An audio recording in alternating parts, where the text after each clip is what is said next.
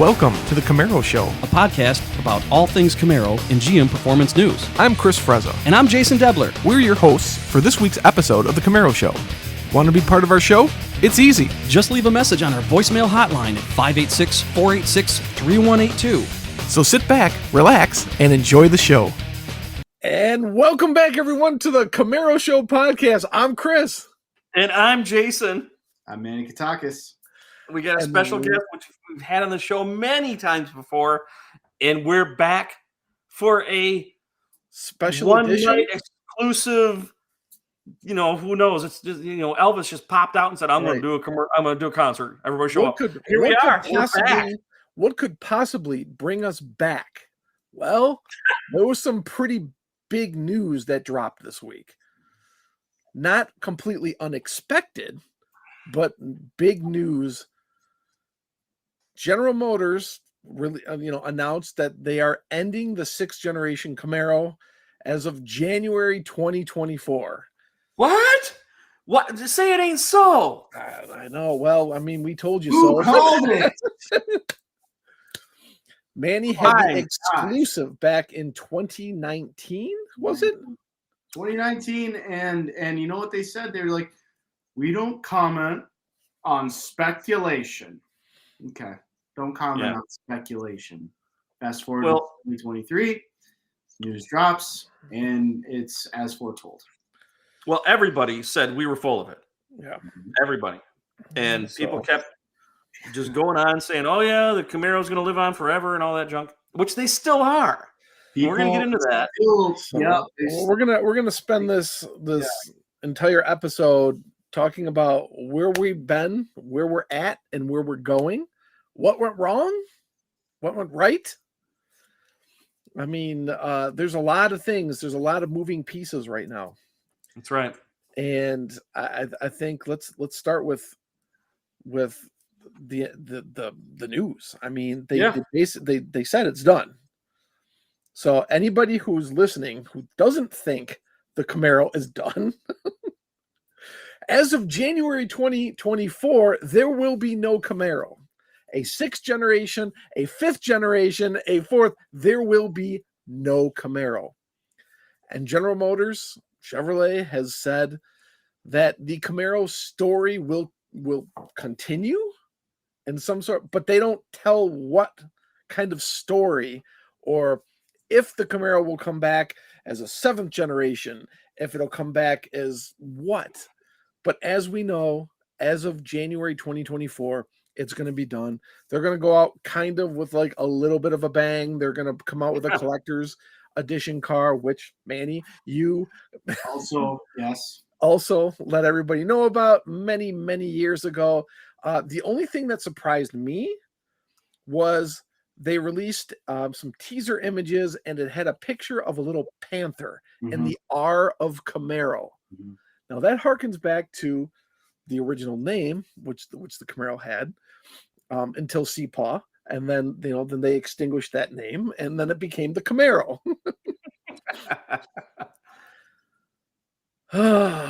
It's been a rough week. Even though it hasn't been, not unexpected, it's kind of like a punch in the gut. I mean, how did you take the news? Me? Yeah. I'm not shocked at all. Yeah. And I got my reasons. Actually, you know what? Ask Manny. I'll come back to me later. Because I'm bitter. I'm bitter about it. When we were doing the Camaro show, even like 2018, 2017. Yeah. And we were noticing that the car just wasn't getting the traction that the 5th gen did. And there's a lot of reasons for that. There's a lot of things that gave the 6th gen a headwind, where the 5th gen didn't really have these same sort of pitfalls. One of the big ones, of course, was the pricing and just how expensive it was for a while to get a V8 Camaro. It was at one point the most expensive, like, of the 3 brands, right? Dodge, Ford, and Chevy. It was the most premium one.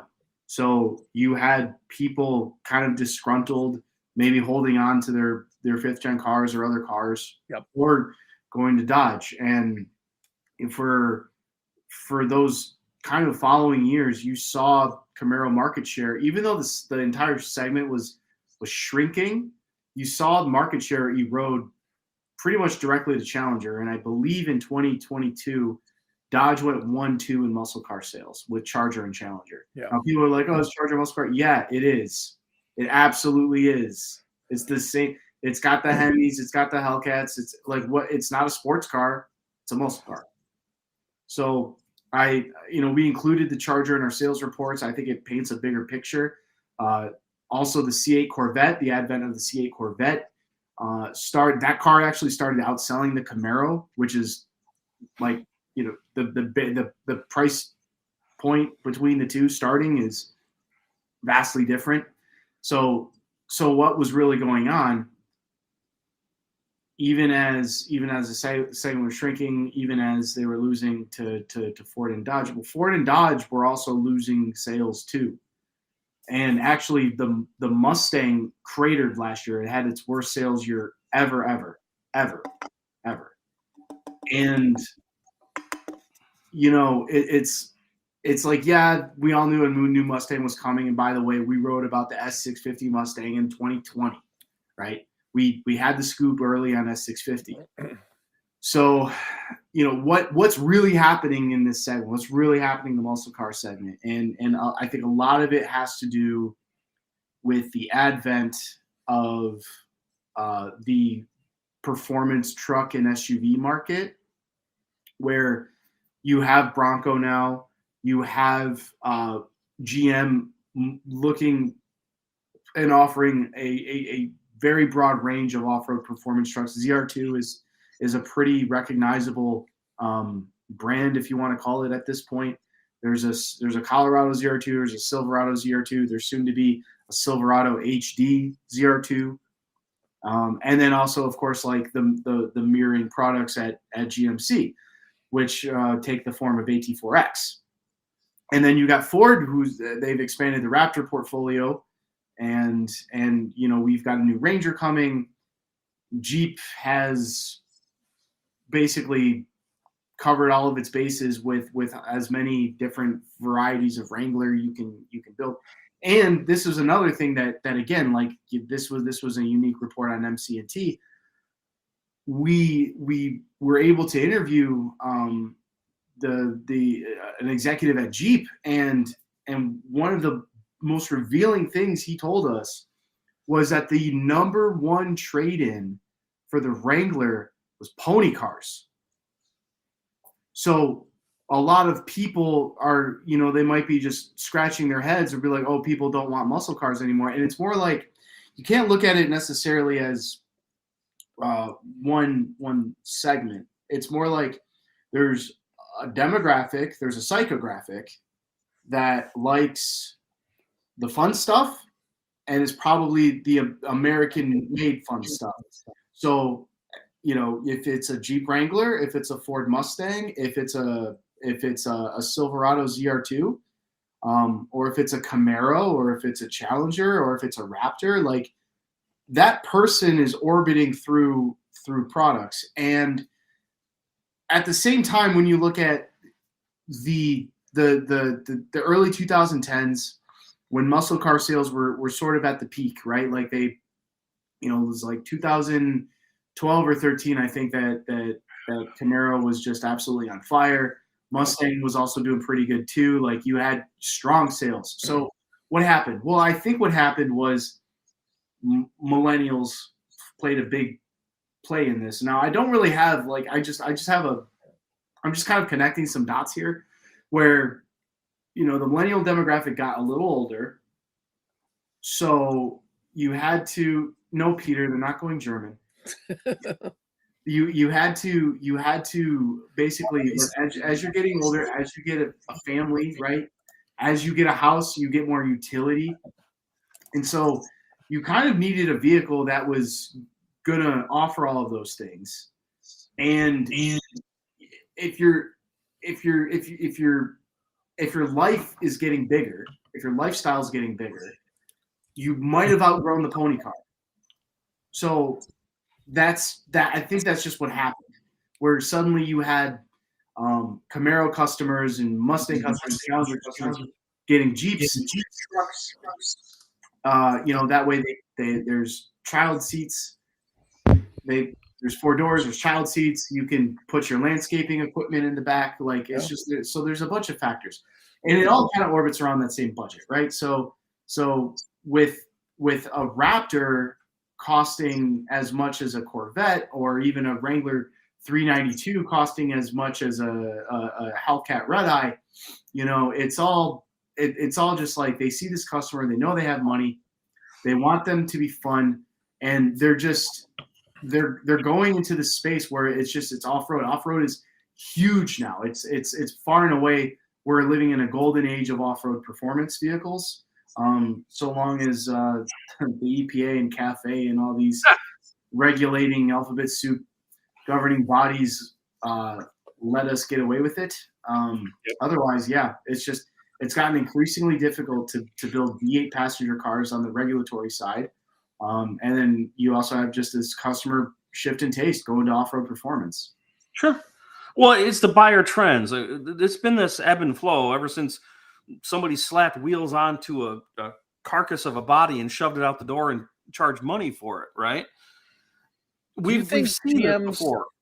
Do you think GM's commitment to electric has a play in any of this? I think that short answer, yes, because there was going to be an immediate 7th generation Camaro, right? Like that was the original story back in 2019. Was. Is there going to be a 7th generation Camaro before the sun burns out? Yeah, probably. But that's not like that. Just counts. That sounds kind of like ridiculous, doesn't it? There's no substance to saying that the Camaro story isn't over yet. Like what is that? That's like you're basically just being let down easy, right? You're like learn to handle the rejection, so to speak. And I kind of I put it this way. I've been talking with a couple people, actually a lot of people, when they announced this, and a lot of us are comparing it to when they made the announcement back in 2002. Yeah, and you guys want to know. And Scott used the words when he wrote that press release that the Camaro was going on hiatus, and he got a lot of heat for that because they wanted him to write. They're eliminating the Camaro. The eulogy. They wanted him to write in the ground. And that's how the keep the faith mantra started. And Scott would always tell us there's nothing on the boards, but keep the faith. Keep the faith. There's people inside GM that think this nameplate needs to exist, and it's important to exist. It feels different this time than it did in 2002. 2002 was kind of like, oh my God, the car was not selling good. But then again, I mean, the car hadn't been selling good either, but for a different reason. Plus, they killed the Firebird too, which never came back. So that's because Pontiac died. Right. Well, here's the thing about that, and I've been thinking a lot about this. First of all, the next chapter. What are the words they said? The next chapter has to that could mean so much. That doesn't mean. Actually, it means so much. It means nothing. It could mean in the hearts of minds of all performance enthusiasts around the world that the Camaro will never die. It'll just keep on going forever in our brains and in our hearts and in our garages. Yeah, that's true. There is no concrete evidence that there's going to be another Camaro. At the moment, no, there isn't. I thought in my heart of actually 10 years ago, if somebody were to just say the words, the Ford Maverick is coming back, people would have thought that you were on crack. But guess what? It happened. Is it the same vehicle? Not even close. The only thing that has a similarity is 4 wheels, a seat, and a steering wheel. That's it. We're talking about a car going to a truck. So yes, in 30 years, the Camaro could come back as something else. But for anybody who is truly saying, well, I'm reading between the lines and the facts are, no, there are no facts right now. There's none. There are facts, and the facts are, well, the Camaro name is going away. And is it going to be indefinite? Or is there what is the new plan for 7th gen Camaro? Because the original plans got thrown in the garbage. So what is that? What's that look like? And going back, Chris, like, does this have anything to do with GM going EV? Well, yeah, it was GM's EV ambitions that led to, I think, a restructuring back in, I believe it was 2018, that canceled several vehicle programs, right? And it wasn't just, the 7th gen Camaro. And shout out to Lethal Garage for this one, where, he was the only one that went on YouTube and was able to sniff out a Camaro customer survey with Chevy asking, this, would you accept a 2.7 liter turbocharged 4-cylinder engine as your base engine, which we now know is the L3B that's in the Colorado and the Canyon with 310 horsepower, which is that same output in the Colorado and the Canyon. So it's like there was a lot of giveaway in that questionnaire. And what was the next step up powertrain? It was a 2-liter turbo hybrid with something like 345 horsepower. And then the one up from that was just the LT1, a 6.2 V8. And then after that, it was a 6.2 V8 hybrid. The problem was, like, I'm sure that they didn't get the feedback that they wanted, right? And because they were asking, there's like, well, how do you feel about a 3.7 second 0 to 60 and 500 something horsepower for $8,000 extra dollars? So it's just like, you're almost going into ZL1 territory at that point. Like, what? Right? Why would that make financial sense for a customer? And so they might not have gotten the answer that they wanted. And then at the same time, you look at like where the sales were going, and then GM having to earmark all of this money to go towards electric vehicles that they're starting. They're starting with, the trucks. They started with Hummer, and now they're going to do Silverado EV. They're going to do Sierra EV. There's Equinox EV. There's Blazer EV, and all the the GMC and Buick and Cadillac derivatives, right? There's Lyric, and there's more. Like Cadillac has basically said that we're just going to go EV. And you just kind of hope that they're able to play their cards a little better than Ford has been able to, because this week we saw Ford basically revealed that they lost $2.1 billion last year on electric vehicles, just the electric vehicles. 2.1. What? Crazy.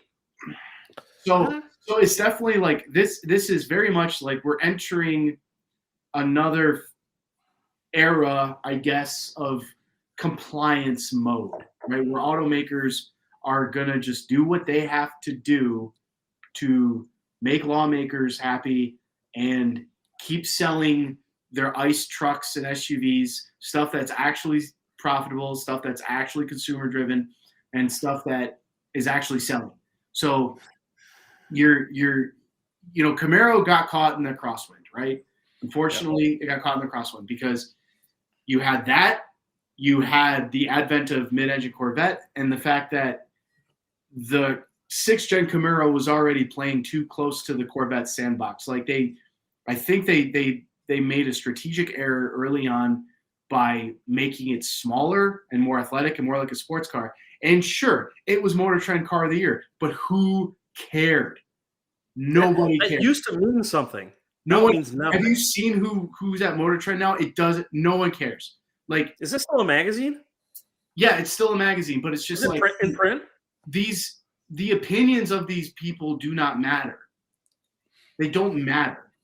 And so, like, to chase the award or best driver's car, or look at this lap time and look at how fast we are compared to a BMW and look at our Nürburgring time, it's like completely loses the plot.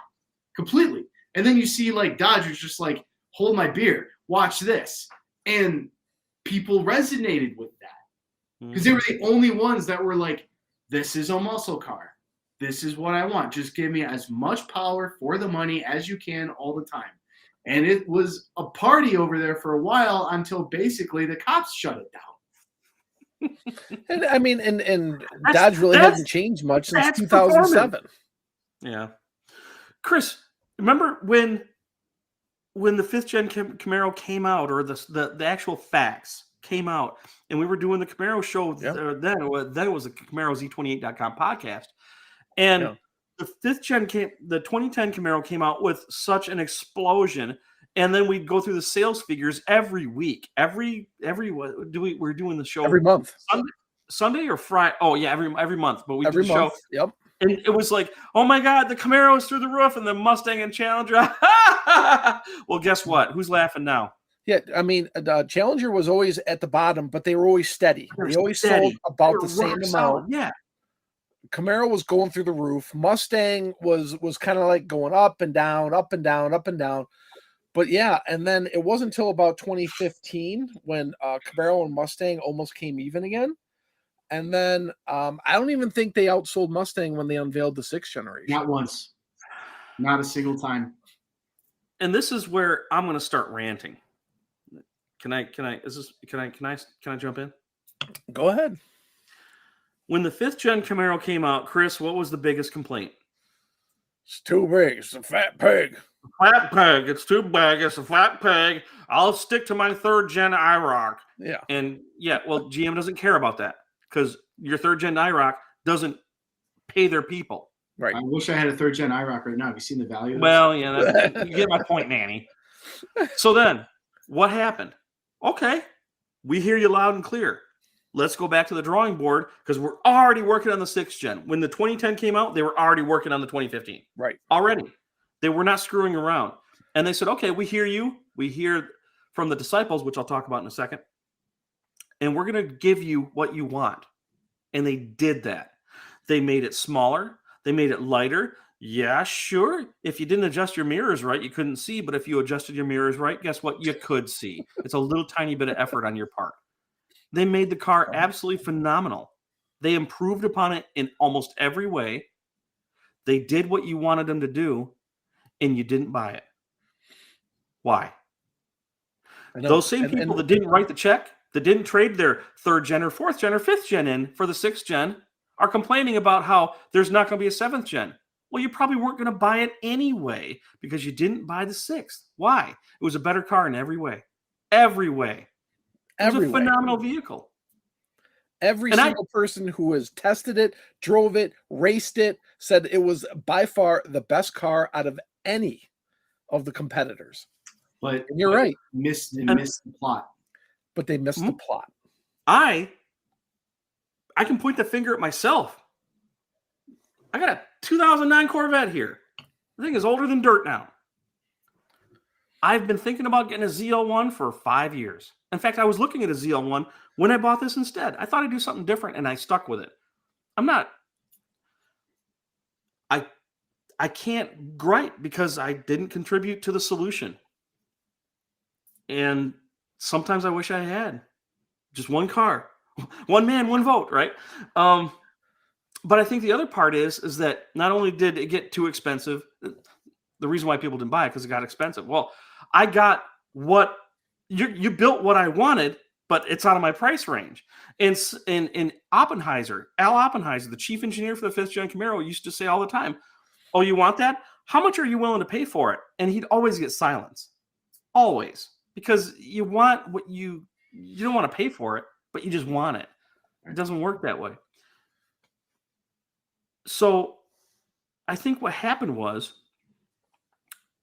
the 5th gen, after the 5th gen, all the Camaro heroes went away. Scott Settlemeyer, which a lot of you people probably, maybe on the Camaro show, yes, but watching the stream, probably don't know who that is. Al Oppenheiser, you might not even know who he is because they went away. And there was no heroes championing for the Camaro the way that it used to be. And when they went off to other things and to do, well, Settlemeyer retired, but Oppenheiser went off to do great things, which may come back. But it took the soul, and the people can write a check all the time, but the people inside the company that are fighting for, okay, there's people willing to write the check for this vehicle. Let's keep building this vehicle. I think it had something to do with it, but they went away and they're gone. And the soul disappeared from the car. Now it's just a car. It wasn't it stopped being a reason for getting together. It stopped being a reason for going to the track or having. Chris, that's how I met you. Was at a Camaro event. It's still there, but it's gotten smaller. Yeah. And it's gotten more elite. Yeah, but the outside of that, where's people complaining like, oh, well, I wanted to buy one, but you didn't. GM doesn't care about you wanting to do anything. GM's a business. They need your money. And if you're not giving them the money, they're going to find something. They're going to build something that will get your money.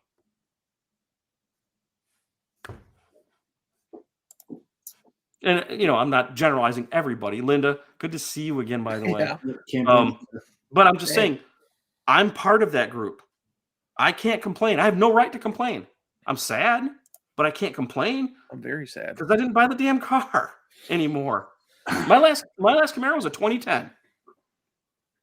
Chris, you've had two of them since our 2010. You right? You had two of them, I've owned two 6-gens. I had a 2017 convertible, and then in August of last year, I bought a brand new 2023 Rapid Blue LT1 Camaro. So that was the thing, that the LT1 should have been like there from the start. Yep.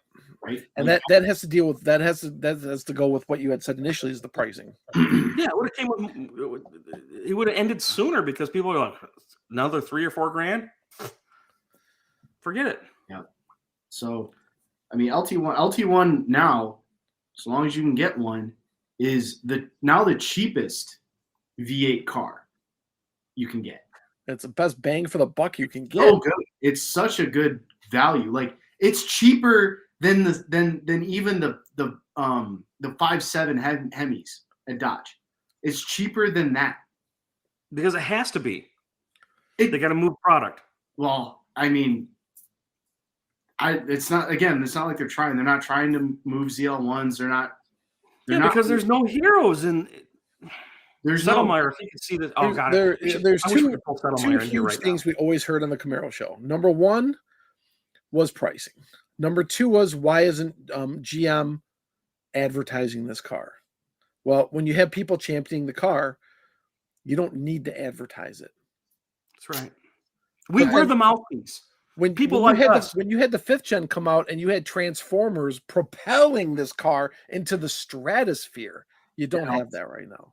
That was probably the last big movie car too. I can't think of anything else that was like more recent than that. Yeah. And then it's also like, the kind of like milking that cow for more than it was worth, right? Transformers movies kind of sucked after the first one. And so. And then they made the Transformers Edition Camaro, and yeah. And hey, the final edition might have some tie-ins for that too. I think the next Transformers movie drops in June. God, how many have there been? Jeez, oh Pete.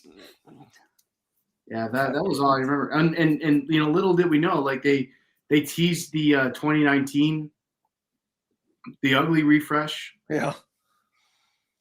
And yeah, we've never seen a Camaro commercial, but here's the thing even too, like I haven't seen a Camaro like product placement anywhere, like social media wise, nothing. Like there's no all of that marketing money, all of that effort, all of that passion went into Corvette. Yeah, it disappeared. But to the benefit of Corvette, right? Because there's so much focus for that car that and it's resonating really well. Like as much hate mail as everyone got because they changed the formula slightly, even though that the Corvette was always intended to be a mid-engine car for 50 years or so. Now it's like, oh, they actually did it. I'm mad now. It's like, you people, are you ever not mad? Like, have you ever just not complain about anything? It's just I can't, like, you're best just ignoring everybody to a point, right? Like just get it done. Just go do your thing. Trust your gut. Like if you're someone like an Al or a Taj or like someone at Ford, like the Mustang team, like you kind of already know what you need to do. How much insight are you really going to get from customer clinic? Like, if you know your car's expensive already, if you know that it's too small, or if you know that there's like the wrong mix of content and features. Like the Camaro didn't sell because they didn't have enough wheel options. And I also don't think that like the Camaro, because I haven't really seen any other muscle car commercials really. There were some Dodge commercials. They did Dodge Power Dollars, and then COVID killed that. Yeah. Right? Like the last time I can think of seeing a car commercial at all was around Christmas time, when it's, kind of like it's the Christmas Lexus event, and if you don't buy your wife a new Lexus, then you don't love her.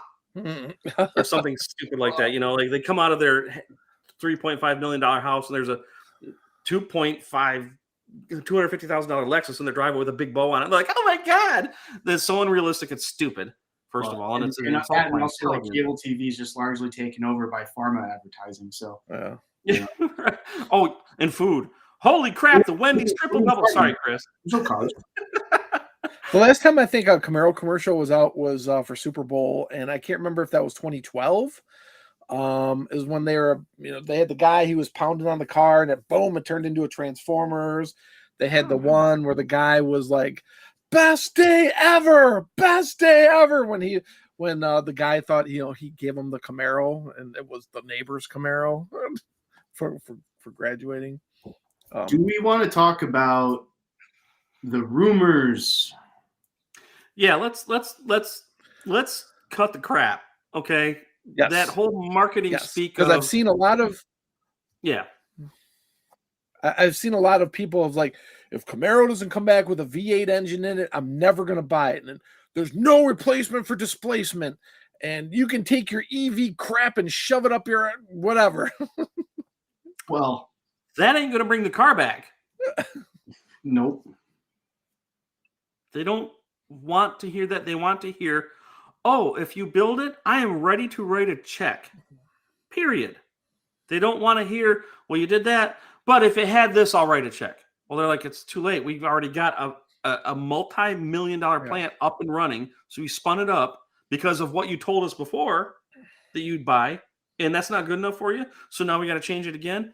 It doesn't work. You guys got to commit. I just think it's a high-tech evolution, right? I mean, are we still using rotary dial phones? No. Are we using iPhones? So eventually, I think if we have to move to electric vehicles, that's what we're going to do. So why not build it a performance Camaro? Why not?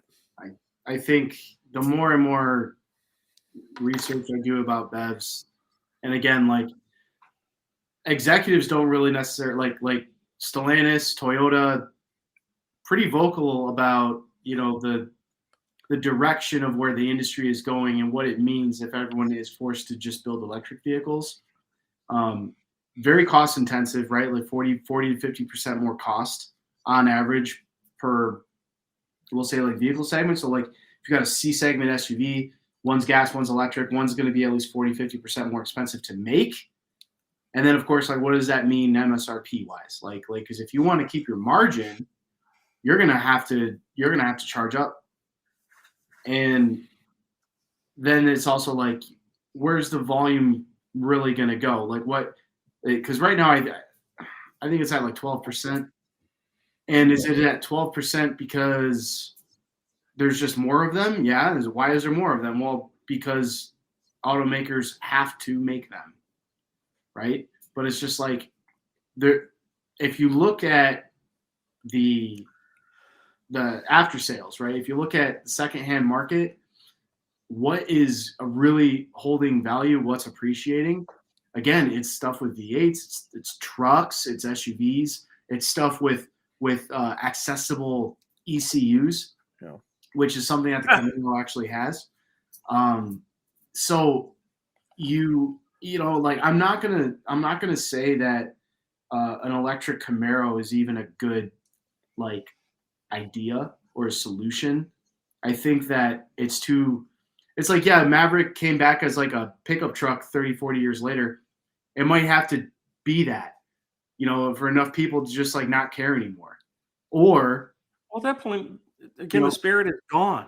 Well, the soul is gone of it. Maverick was such a forgettable product originally. So it was like, cool name, bad car. So no one cared. Great for drag racing. Yeah, it's a little bit. But like now it's a good name, fun product, resonates. Good, like really good name for that truck.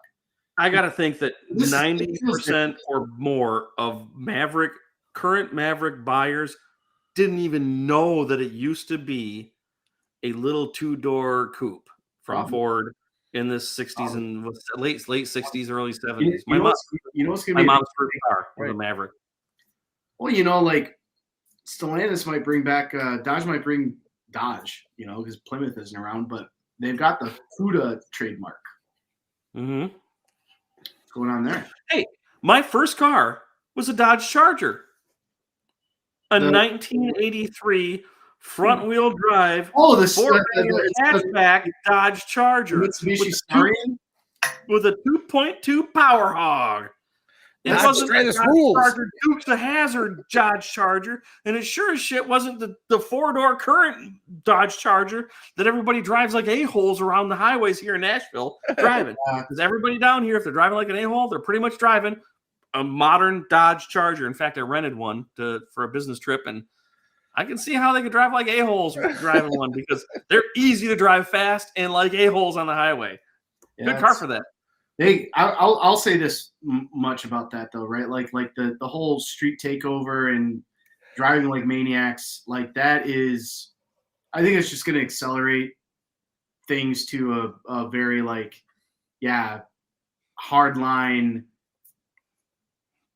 place we don't necessarily want to go as car enthusiasts. So like, we gotta behave. Allowing everyone to behave and get on the same page is impossible. So. Right, well, that's a societal thing, and that'll be something I don't want to get into. It's whatever, but like, so speaking of Dodge, let's talk about that whole Dodge 170 thing. Both cars are going away. Yeah, Camaro was like a press release. Dodge was like, guess what? We're gonna blow stuff up. We're gonna bring in helicopters, wheelies, drag strips. Yeah. We're gonna, and they even said we're not gonna go out quietly. Yeah. And Camaro went like, well, the chapter's not over for Camaro. I want to go another beer. Take it from here, Manny. It's the I mean, you see like how much more PC one brand is over the other, and yeah, Demon 170.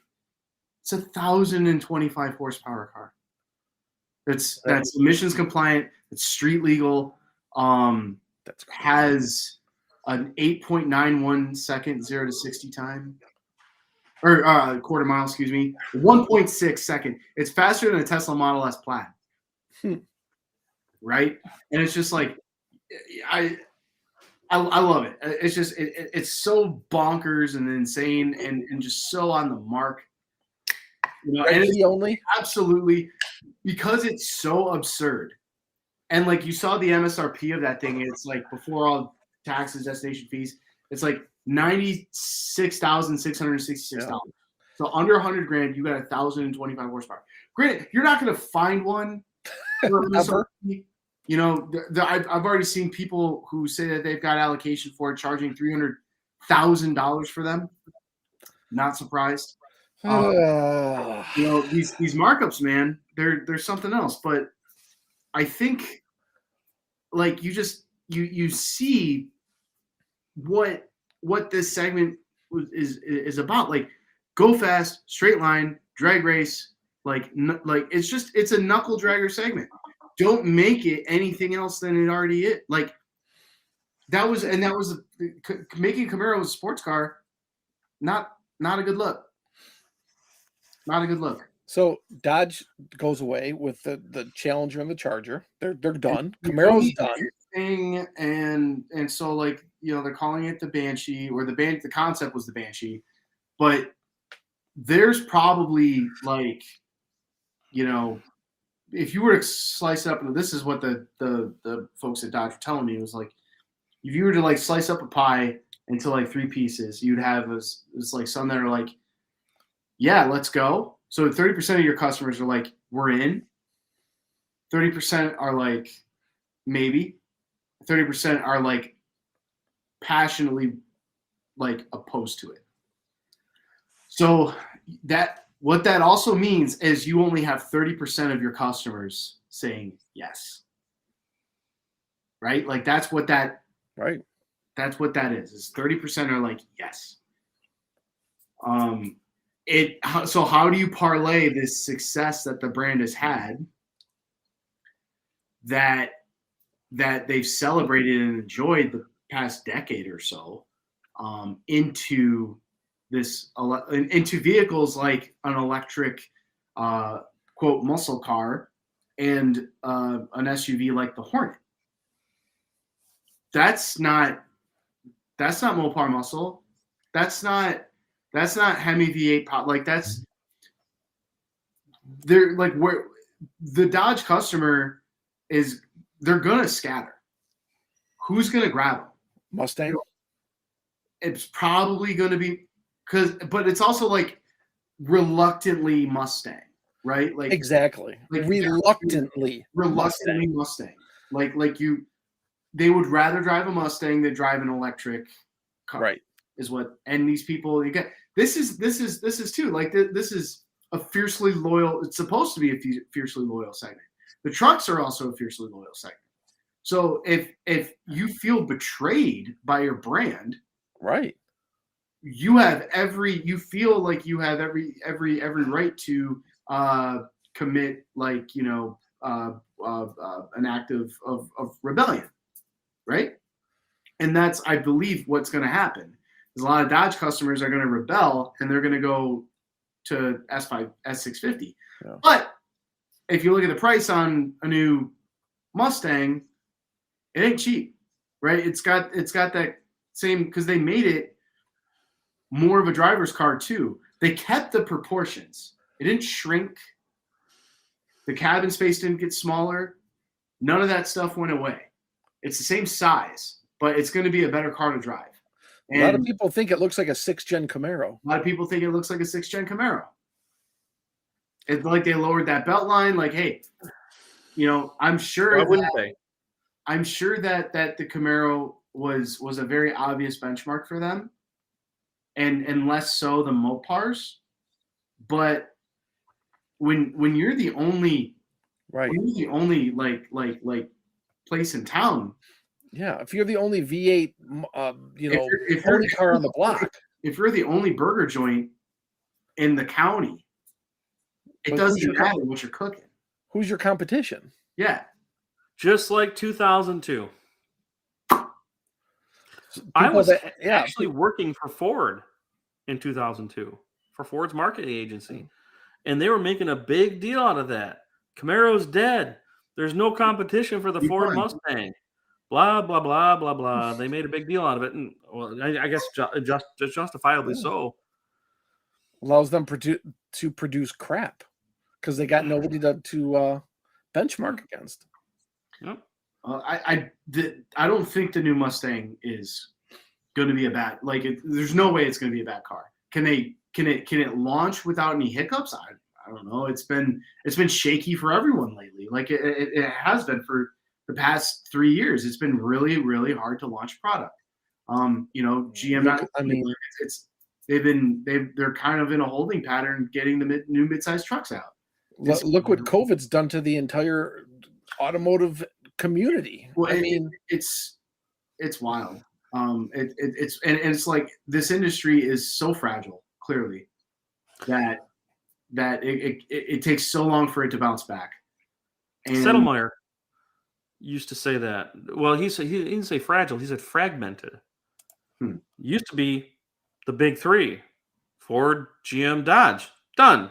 Well, there's Hyundai, Kia, this, that, the other thing. It's just fragmented so much. Well, and it's harder. It's just harder. Again, it goes back to just like maybe they'll just, because the other thing too is like the help, those Mopar customers, they'll get a TRX, they'll get a Wrangler, like they'll get a truck, like that goes back to the thing where it's like that's where the customers are going to orbit.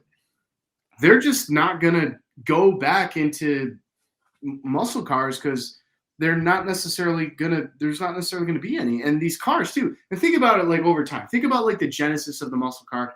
Think about what happened in the 70s and the 80s and going into the 90s and into the present. It's like those vehicles and their quality, they like, and their presence, like it lives and dies by political climate, by economic climate, right? Like these are very, very recreational vehicles, right? And so that's why they're always like kind of the first to go and the first to come back. They're always on this bubble, right? Like they're not utilitarian. They're not family vehicles. They're not. They serve no purpose for towing, hauling, camping. None of that stuff. They're purely for fun. So if you've got extra scratch now, like you're not getting. You're probably not going to get the muscle car. Why would you? You can't offer all those things. And the prices for the EVs are so much money. If you want to get into an awesome Hummer EV, that's $100,000 plus. Oh, and you'll be waiting a while too, right? Like they had to push. I was talking to Duncan Aldrin because I got to drive the Hummer SUV, and the VP of GMC and I, we talked, and they had to basically push out the Hummer Edition 1 because they were only going to build it for 1 year. They're still building. It's like now it's 23 model year. And they're only going to build those vehicles, like the Edition 1 products, until they're done. And then they'll do the other trims. So it's just like everything is now kind of getting stacked up and backlogged. Because, again, like production constraints. Why? Well, it's a very large and complex vehicle, right? Like to secure the amount of rare earth metals you need for a 230 kilowatt battery pack, right? It's basically the size of two other like normal EV battery packs. But again, it's a Hummer, right? Like it's supposed to be like this. It's a feature. So, I love the Hummer because there's a sense of levity to it. It doesn't take itself too seriously. It's fun. The kids love it, by the way. The kids love it. They love crab walk, WTF mode, everything. It's not to say that like we can't have fun with electric cars. But if you want to play, you gotta pay. It's not even that. It's like it is $100,000 you gotta pay. It is, but it's like you gotta like it's not. There's no drama, right? Like where's like that. Having an engine and having to be able to like feel everything going on, it's all part of the experience. Now it's just like push button go. It's like, Yeah. Well, it sounds like you're leading back into what I was talking about. The soul of the vehicle left. The heart of it. It's now just a car. It's not a lifestyle. It's not a means to friendship and companionship and all that BS that they, that's not BS, but you know what I mean? Yeah. It's just a car. If I can afford it, I will drive it. I will push the button and I will turn the wheel and I will get there. And it's like every other performance EV is going to mostly feel the same way, right? Like how much, like it's all going to get real blurry.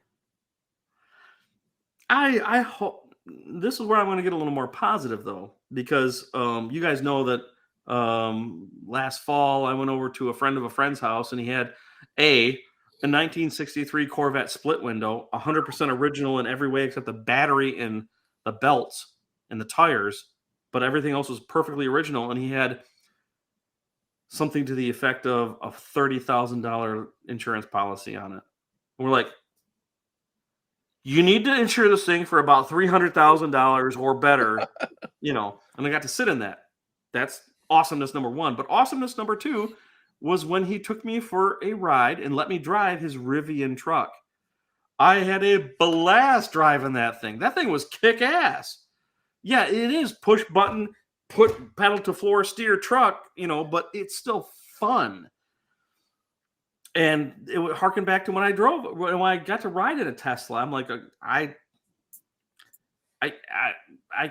yeah, it's fun, but is it going to be fun only for so long? Is the soul going to go away when it's just push button, steer car? It's not, at the end of the day, it's kind of like not too far removed from what a muscle car does well, right? Which is go fast, straight, knuckle dragger. It's just like, it's missing all the other things. Plus, again, like, and just talking about the ownership experience, right? Like, it's more expensive to insure. It's more expensive to buy. If you're leasing one, it's probably more expensive. Like, it's just on and on and on. It's just like, we're all just kind of getting priced out. And if you read also like on these reports where people are paying a record number of Americans are paying $1,000 a month on a car payment. And the average car payment now is $700. If my wife came out here and heard that, she'd be like, "That's bullshit." I don't know who is doing this, but they're doing it. Yeah. How much do you really need? Like, they got it. What else are you gonna do? Not spend your money? It's nuts. It's nuts.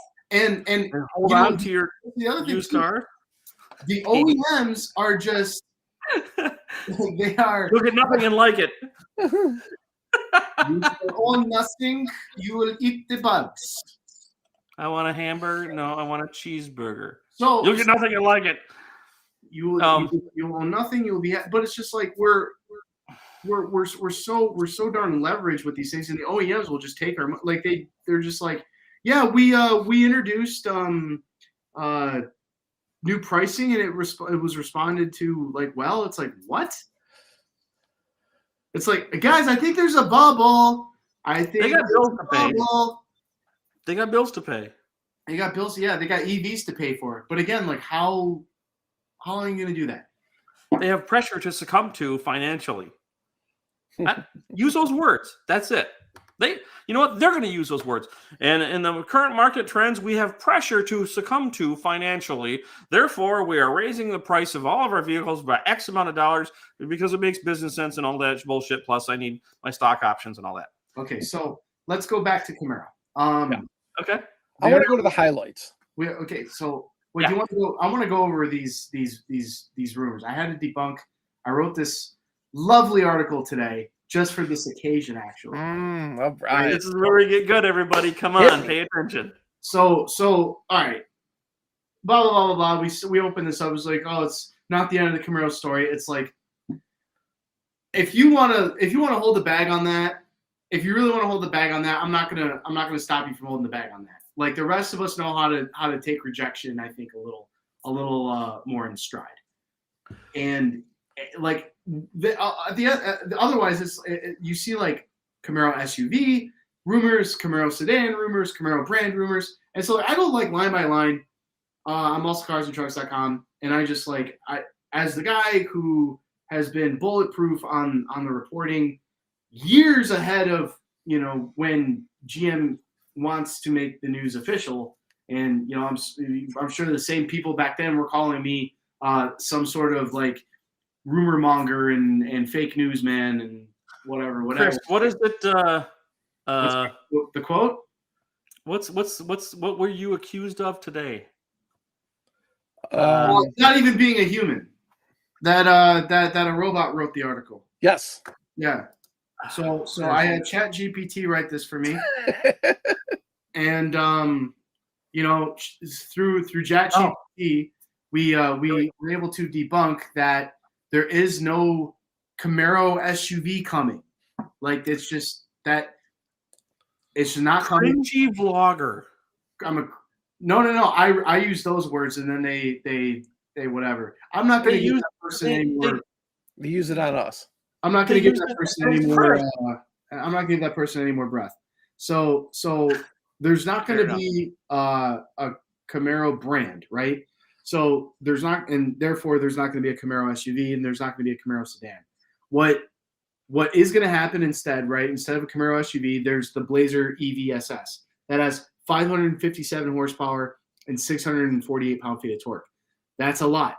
And it kind of negates the need for a Camaro SUV, especially now when battery electric vehicles are so heavy. And it's like, what do you want a Camaro SUV to actually be and look like for you? Like, it just doesn't. They'll do all of these things with Equinox and Blazer. There's no room for Camaro. Sorry. Camaro sedan, same thing. What I think people thought was going to be a Camaro sedan is actually a Corvette sedan.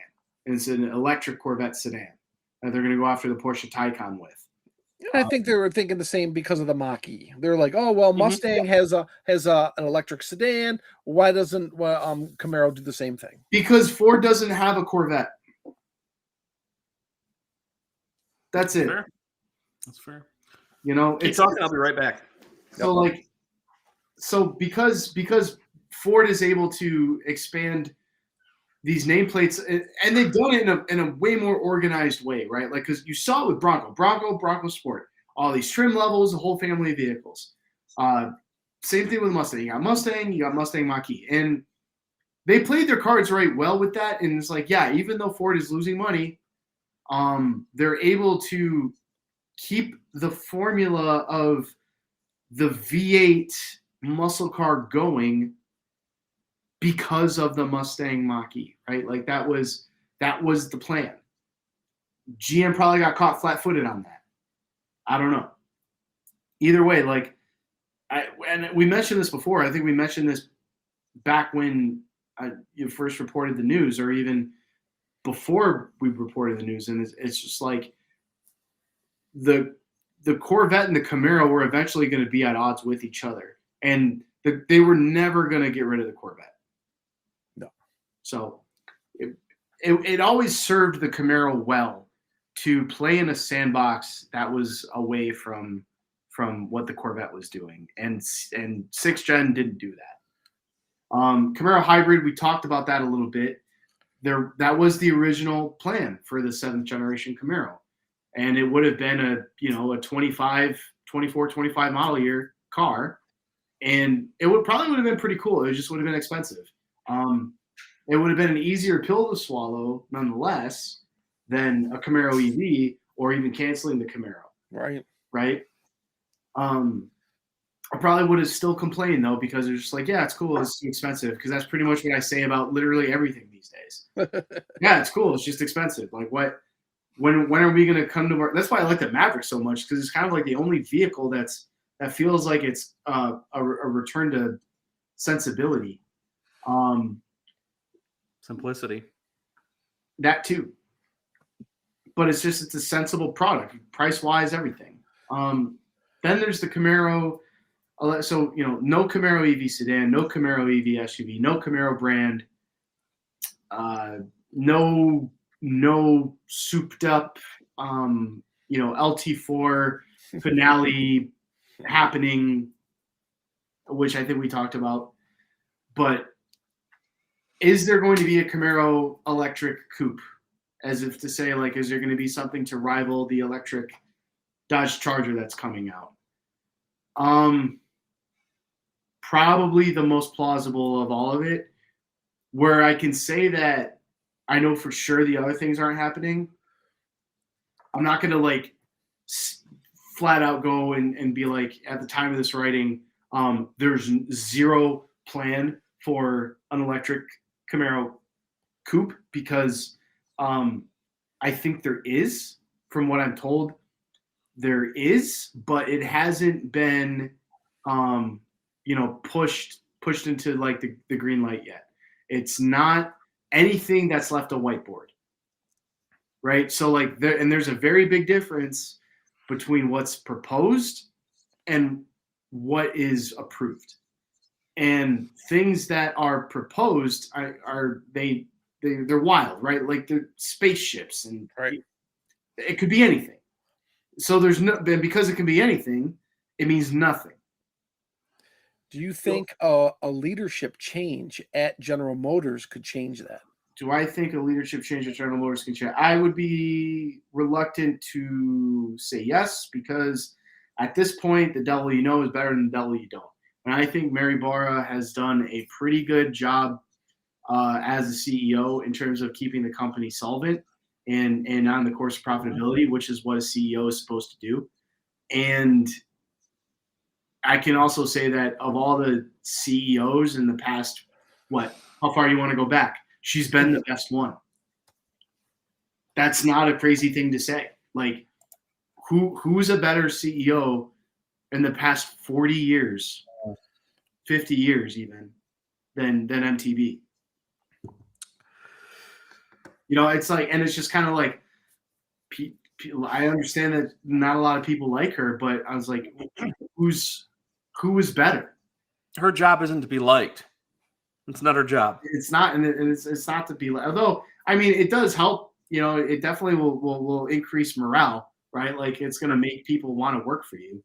But I don't think she's been a bad CEO, and I think that, she also trusts the judgment of all the other leaders around her, right? Like, Mark Royce is the president. You don't think Mark Royce doesn't want a Camaro to exist?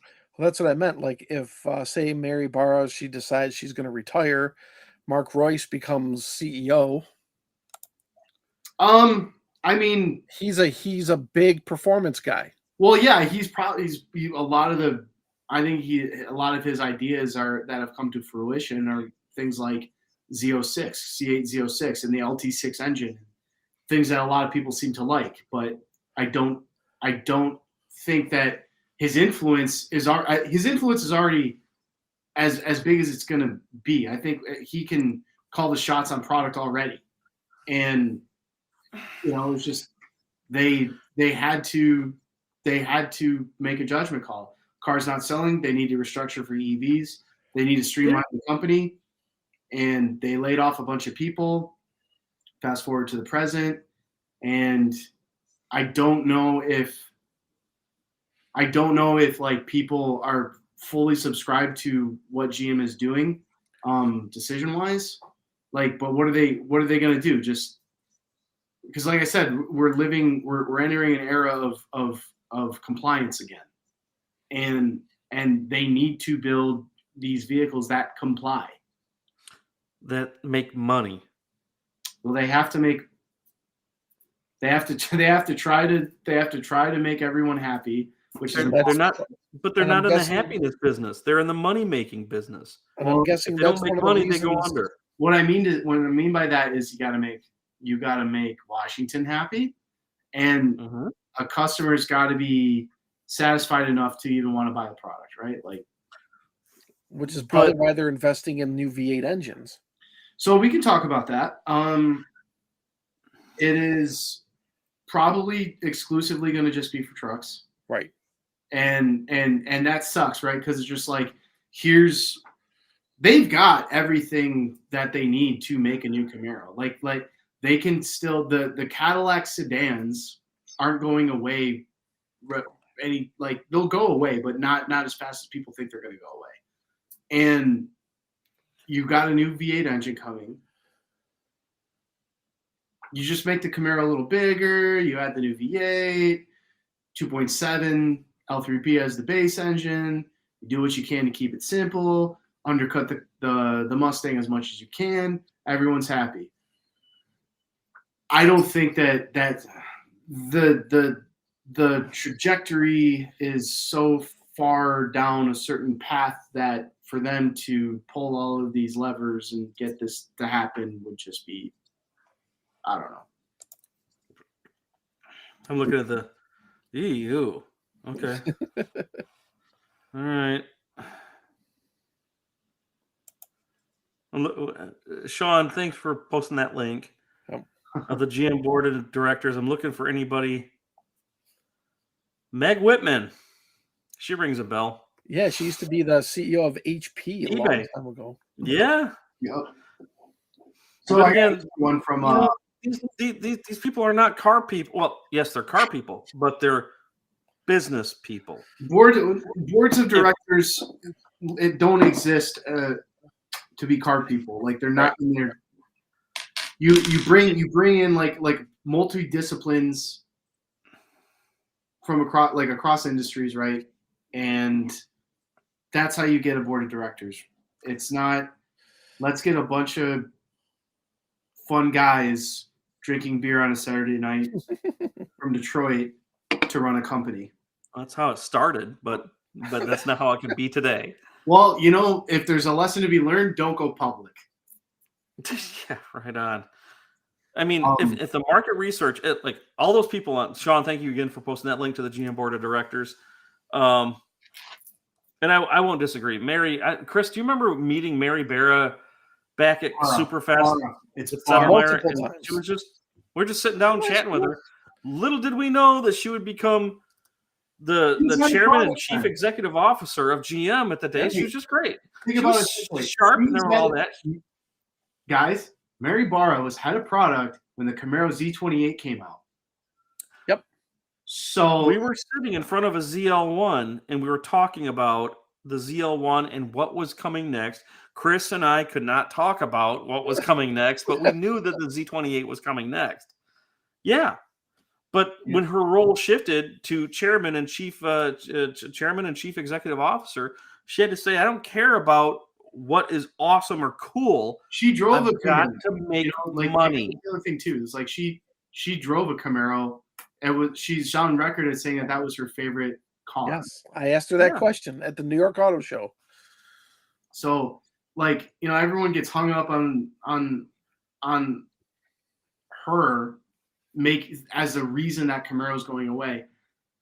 You guys have no idea what it takes to run a car company. You have no, especially in one like the size of General Motors, you have zero inkling on what sort of factors are involved here.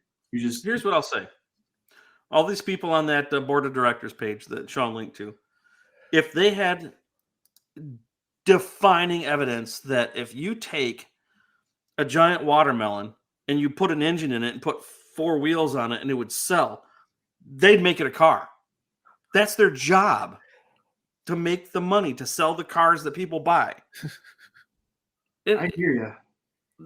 And Mary and all those people, they might be awesome. They might love the shit out of the Camaro, but if it doesn't sell, they can't just pull a switch and say, sell more, put more of these out on the parking lot and on the dealership lots, because they're not going to sell.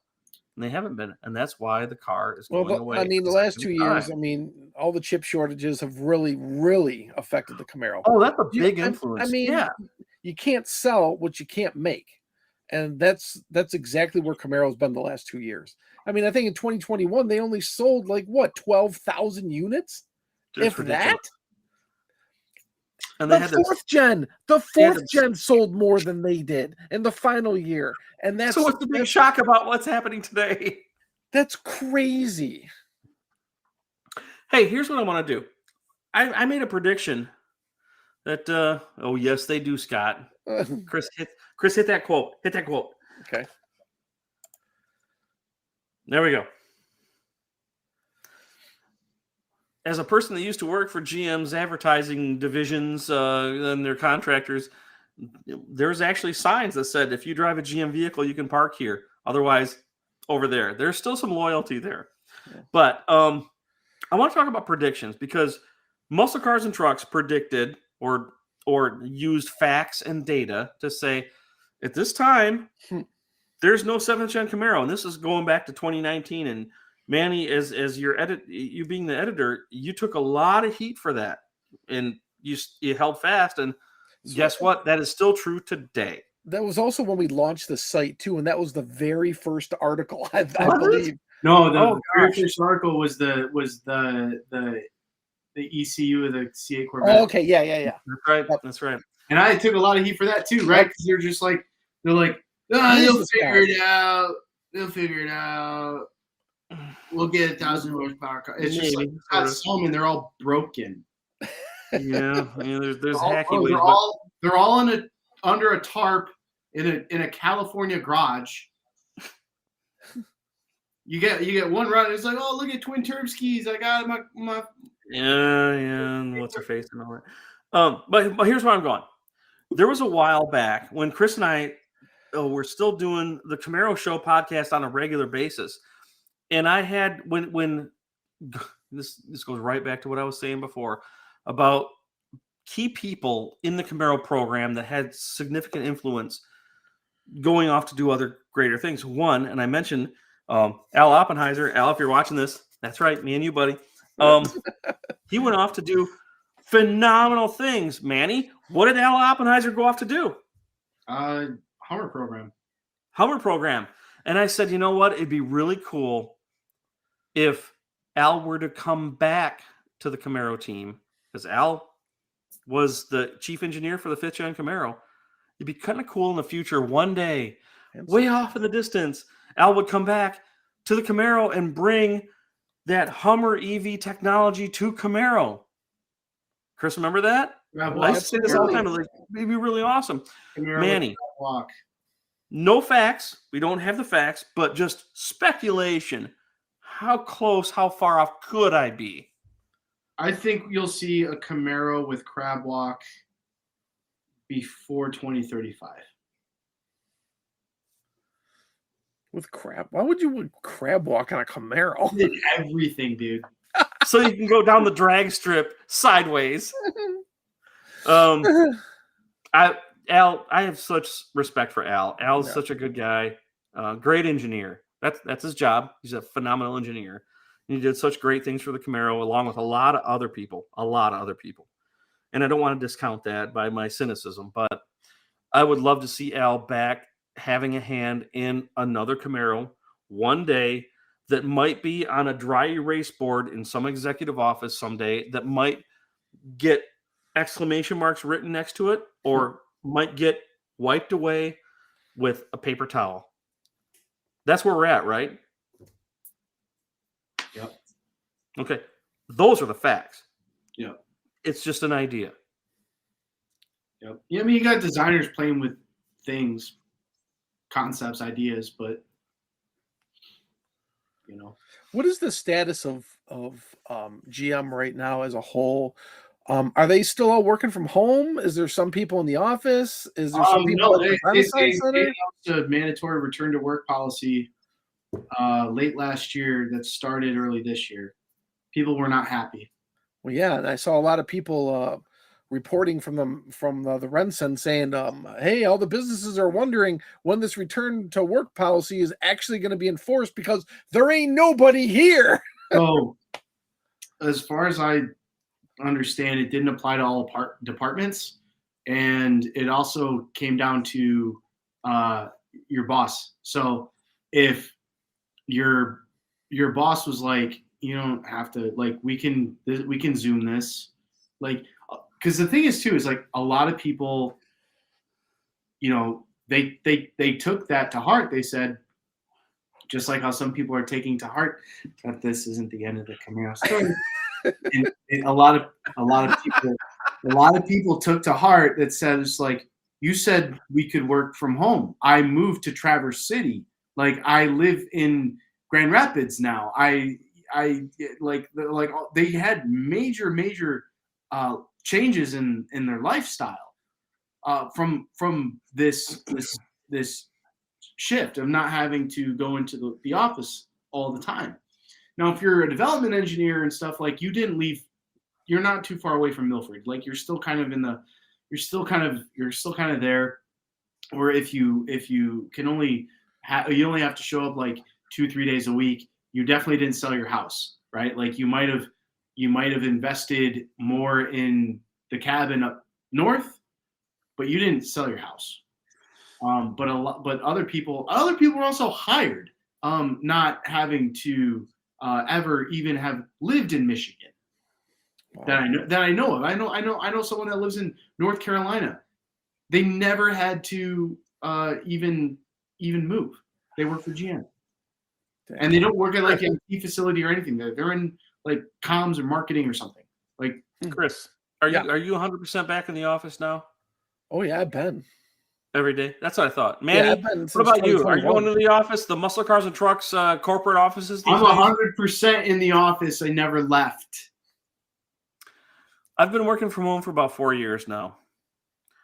And I've accomplished so much more in my professional life than I ever have before. I will never, ever take a job where I can't work from home now. Don't you miss human interaction, though? Nope. I hate everybody. I do. It's funny. It's supposed to be funny. Yeah. Well, it is kind of sad, right? Because there's like there are the people who are just like are in the office and they're alone. Yeah. Our And whole office is I'm alone in my office too. And that means I get crap done. I've accomplished so much. And I also know somebody who's very, very close to me, a good friend of mine that works in a larger corporate retail situation. And they have also been working from home in the same home that I'm in. And and lately she goes in once a week. And she's like, I just can't wait to get back home because I get more done at home. You know, and our job is to be busy. On your position. Yeah, there's so much distraction in my area and in my wife's as well. I do miss the interaction with people and everything. But every time I find out that I do go into the office, which is probably about 3 or 4 times a year now, it's almost like I got to get home and get back to work because it's just distraction at that point. You know, so it's like there's so many people saying that working from home is a distraction and they need you back in the office so you can the best ever. Oh, I've accomplished so much. It's me personally. Yeah, it's a case by case basis, but me personally, yeah. Gosh, Sean, you moved from California to Texas? Yeah. Wow, didn't even know that. Yeah, you moved Some from Texas beer. I still remember that B-52, the sheets to the wind. Whoa, something kick ass that you brought me. Oh, that one time. Oh, it was great beer. God, I love that beer. That collaboration. Let's end the Camaro show with some highlights, and then also Camaro's going to keep racing. What? The name's gone, but they're going to still use it. Yep. Well, they did that. They did that in 2002 as well. The 2002 Camaro was the end of the 4th gen, but they were still using the likeness or the body in NHRA drag racing, Top Fuel Funny Car. We all know it. There's very similar, very sticker. vague sticker, right? Yeah, it's a sticker. So Australia, they have that racing league called Supercars, and they just got new Camaros and the new Mustangs racing down there too already. And they're probably going to keep that car racing for a while. Like that was the rumors, like 2026, whatever. But that's not true. That's not the case. But they are going to keep racing in Australia. They're probably going to keep racing in NASCAR. So, in the motorsports side, it's not going to change a whole lot. It's just a representation. At the Lansing plant, probably not.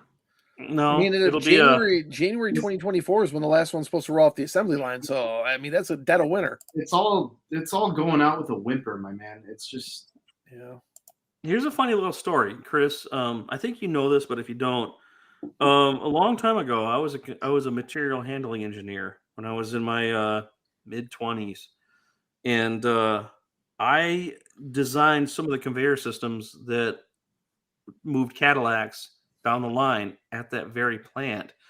And at the time, this mid to late 90s, there was a kick-ass little sub shop just outside of the factory, right next to all the liquor stores and check cashing companies and all that.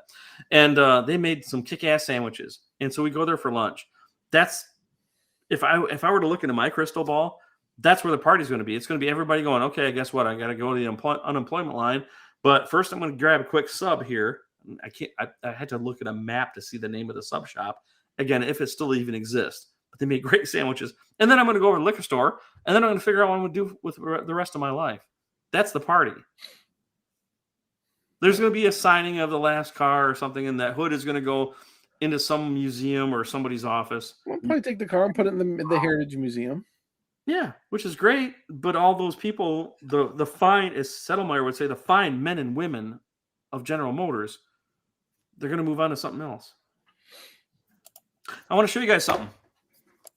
For who's paying attention now, you've never seen this before, and you'll probably never see it again. But when I talk about the spirit of Camaro, the 5th gen, this is where it was. Right here.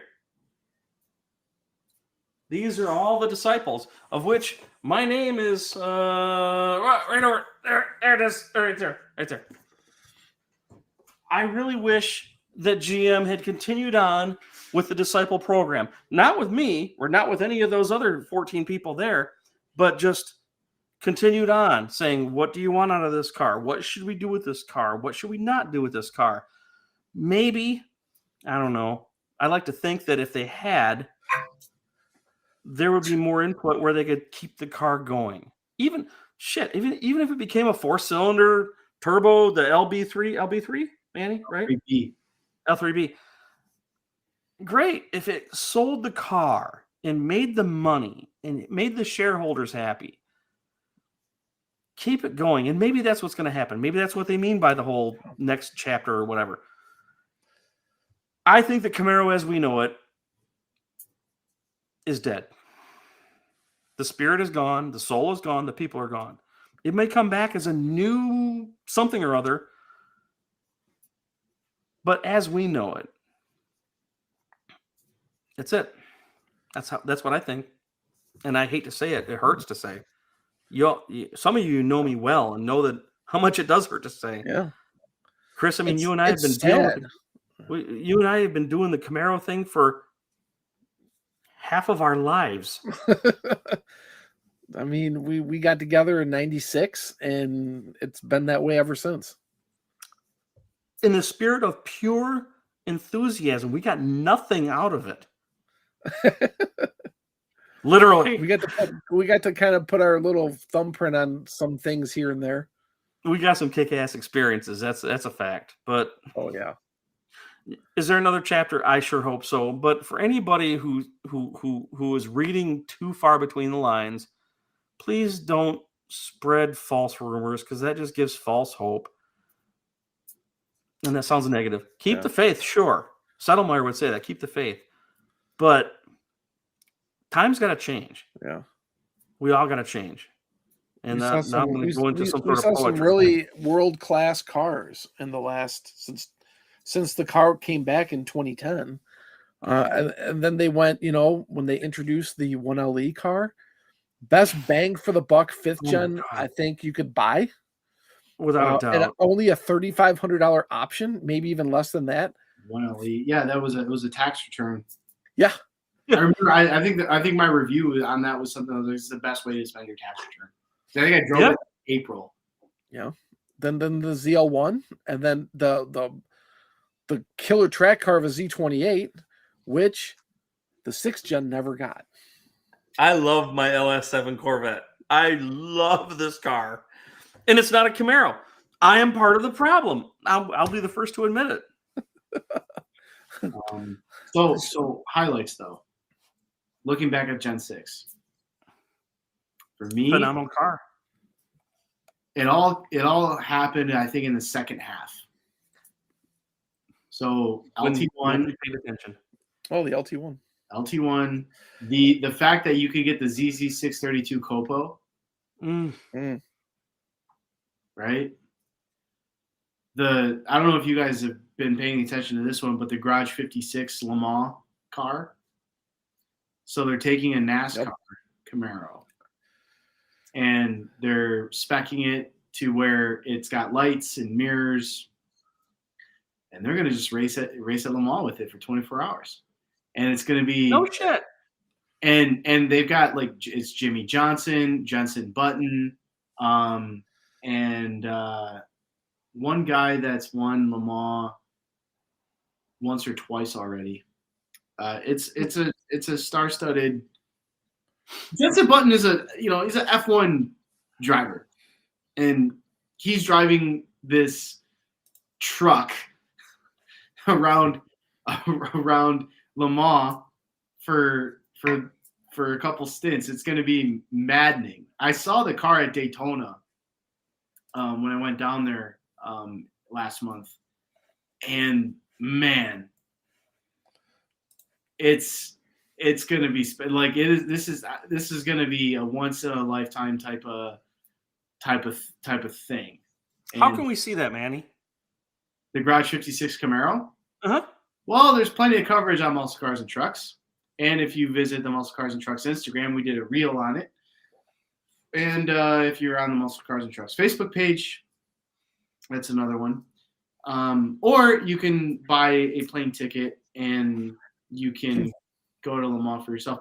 Which, by the way, I looked into it. It's already sold out.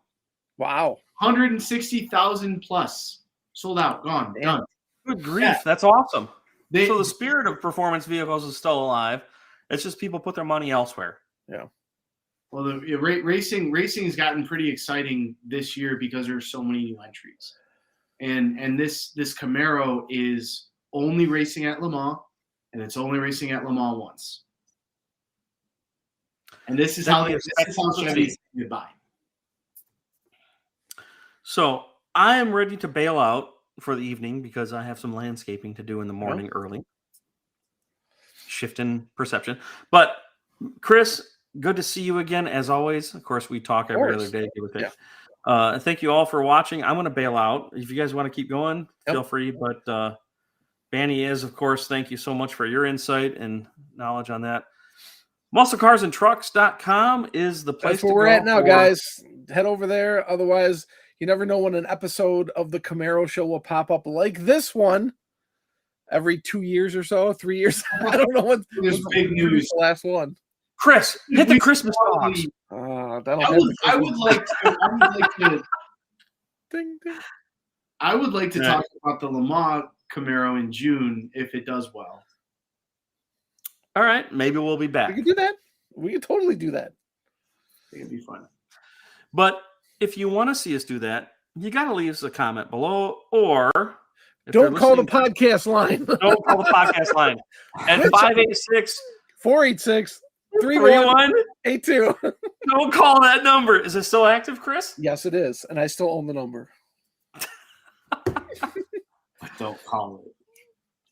But don't call it. We won't reply. We might. We might? No, we won't. No. All right. Everybody, thank you so very, very much. Tough one to do, but we felt it was to do the honor. Let's end by saying thank you. Elvis is upstairs sleeping. There's no way I could even get him down here.